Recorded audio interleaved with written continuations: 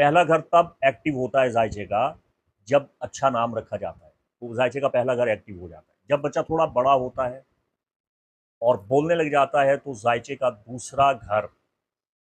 बोलने का घर एक्टिव हो जाता है, ग़िज़ा का घर एक्टिव हो जाता है।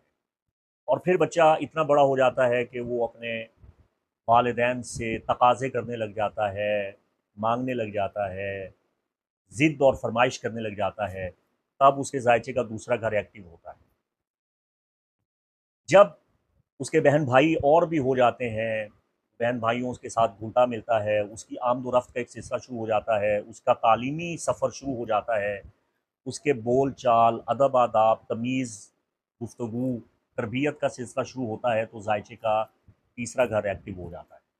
चौथा घर जब आप माँ से करीब हो जाते हैं, घर में रहते हैं, पाँचवाँ घर जब आप किसी से मोहब्बत करते हैं। फिर छठा घर तब एक्टिव होता है जब वो बुनियादी तालीम हासिल कर लेता है और रुपया पैसा कमाने के लिए काम की तलाश करता है, कारोबार करता है, बिज़नेस करता है या मुलाज़मत करता है या मेहनत मुशक्क़त करता है, अपनी पहली कमाई हासिल करता है,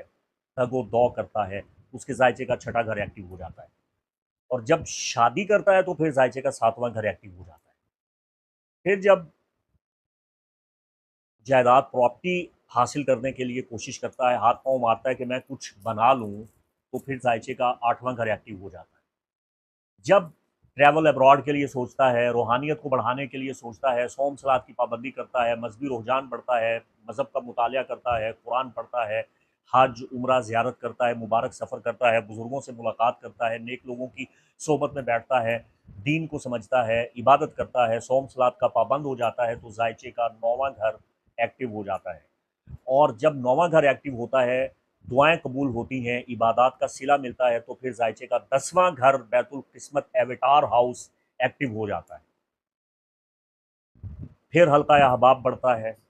ताल्लुकात फ़रोग़ पाते हैं, एक कम्युनिटी बनती है, ग्रुप बनता है, एक सोसाइटी होती है जिसमें उसका नाम, नमूद और शोहरत आती है, तो ज़ायचे का 11वां घर एक्टिव हो जाता है। और फिर दुश्मन पैदा होने लग जाते हैं, मुखालिफ पैदा होने लग जाते हैं, जो पसे पर्दा सामने आए बगैर खुफिया तौर पे साजिशें करते हैं, नुकसान पहुँचाने की कोशिशें करते हैं, तो ज़ायचे का 12वां घर एक्टिव हो जाता है। तो ये सर्कल आपकी ज़िंदगी में मुसलसल चलता चला रहता है। इस सर्कल से इनकार नहीं किया जा सकता।